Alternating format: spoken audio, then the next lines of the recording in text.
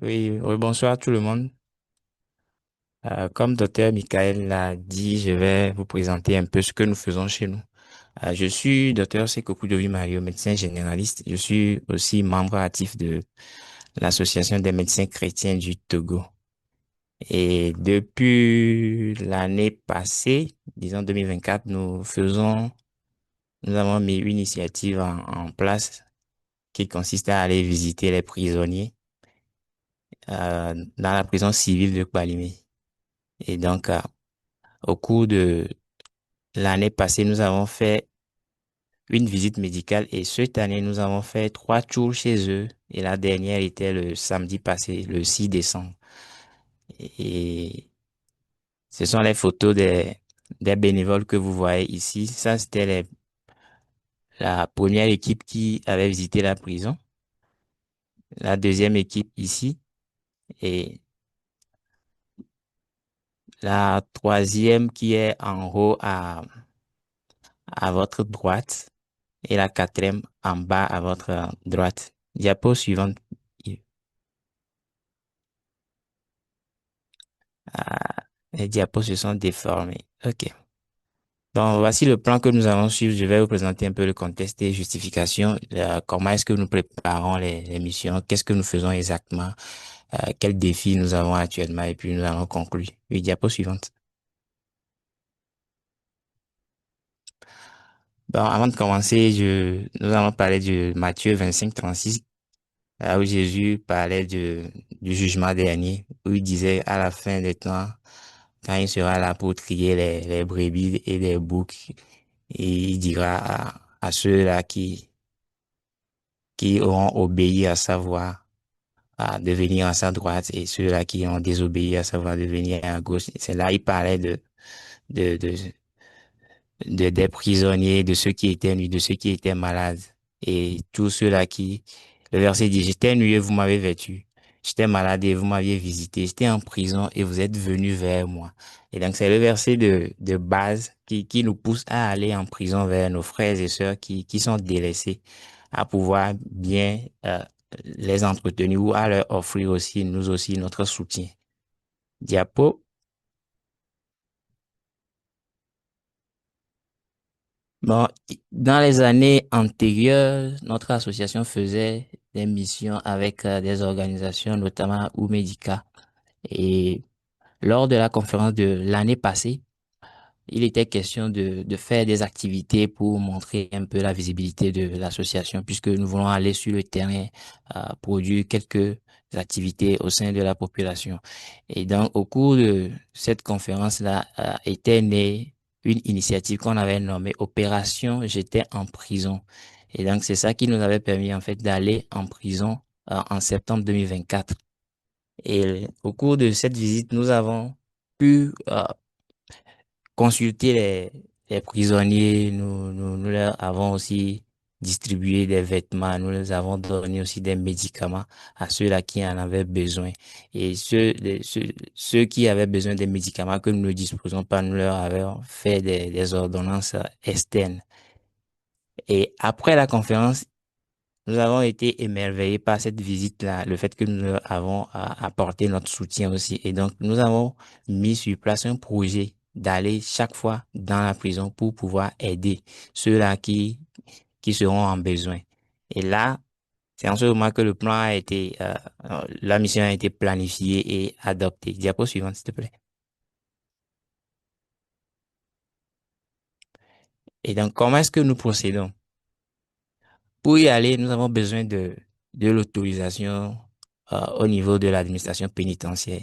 Donc, nous avons pris les dispositions nécessaires pour ne pas être en conflit avec les autorités étatiques. Et après avoir acquis cette autorisation, nous avons mobilisé les bénévoles qui sont des membres actifs, c'est-à-dire les membres de notre association et aussi les étudiants de nos classes de disciple-là. Et donc, après ça, nous communiquons clairement avec les dirigeants de la prison de Kpalimé, puisque Kpalimé est à environ 120 kilomètres de Lomé, de chez nous. Donc, il faut que les dirigeants de la prison soient au courant que nous allons passer, que nous viendrons faire quelque chose et que nous sommes autorisés à venir, en fait. et qu'ils comprennent exactement ce pourquoi nous serons là. Et ça leur permet aussi de trier parmi les détenus ceux-là qui ont vraiment besoin qu'on les consulte, ceux-là qui ont besoin de soins. Et donc, qu'est-ce que nous faisons aussi? Il faut que nous prenons les produits dont nous avons besoin. Donc, nous achetons les produits essentiels dont nous aurons besoin, les antalgiques, certains antibiotiques, les anti-inflammatoires, les déparasitants et plein d'autres choses. Et donc, nous préparons aussi le déplacement à la restauration des bénévoles et tout.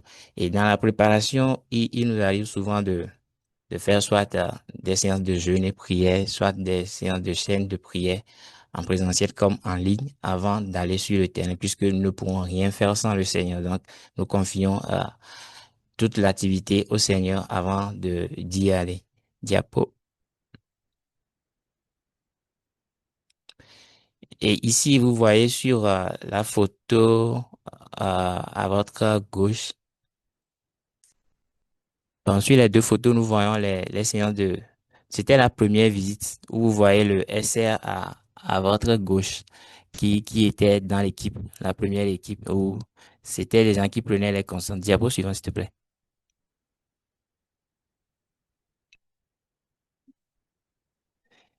Et ici, sur cette diapositive, vous voyez des postes de consultation, euh, une petite pharmacie dans le coin droit en haut. Oui. Et après que, bon, quand on arrive, il est question de présenter l'autorisation et tout ça là, à ceux, aux brigadiers qui sont à l'entrée. Et donc, quand ils vérifient tout, il arrive parfois qu'ils fouillent les cartons, on nous fouille nous-mêmes avant que nous n'accédons à la prison. Et donc, en collaboration avec l'infirmier, quand nous accédons à la prison, il nous dispose les tables comme vous les voyez et puis nous consultons, nous prenons les constantes, nous faisons les consultations, nous distribuons les produits. Et au cours de nos consultations, il arrive parfois que nous présentons le Seigneur à certains détenus et nous assurons aussi la psychothérapie de soutien. Diapo suivant, s'il te plaît.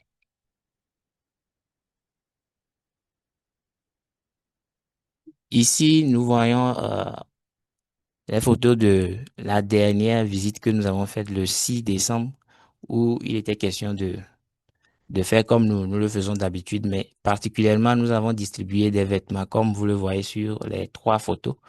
Nous avons identifié certains détenus en collaboration avec l'infirmier qui les connaît mieux que nous, euh, pour ne pas donner des vêtements à ceux-là qui en avaient. Mais on a plus privilégié ceux-là qui n'avaient pas de vêtements et ceux-là qui n'avaient pas de visite. Parce qu'il y a certains qui sont là, qui n'ont, depuis qu'ils sont incarcérés, ils n'ont jamais eu de visite. Et donc, ils sont là comme ça, sans soutien. Et ils ont vraiment, vraiment besoin que on puisse leur donner des vêtements, histoire de se couvrir. Il y a certains là-bas avec des vêtements vraiment déchirés. Et c'est pénible à voir, en fait. Diapo. Ici, vous voyez l'équipe missionnaire qui fait son bon, qui fait son déjeuner, puisque au cours de la visite, nous travaillons un petit temps et puis nous prenons une pause et nous reprenons. Diapo suivante.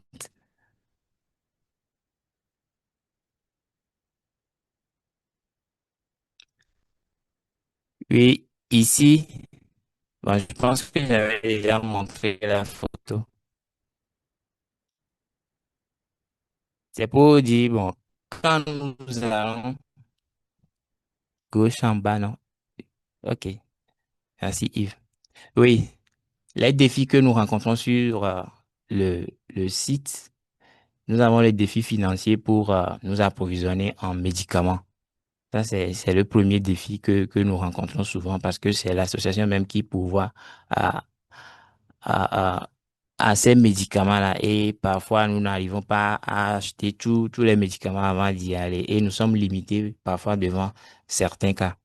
Et nous avons un défi aussi de ressources humaines parce que nous avons besoin de bénévoles, plus de gens pour aller sur le terrain. Parce que si nous allons en nombre conséquent, il nous serait plus facile de couvrir un plus grand nombre de détenus. Et il nous serait facile aussi de mettre en place un pôle évangélique pour évangéliser de façon systématique tout cela qu'on allait recevoir.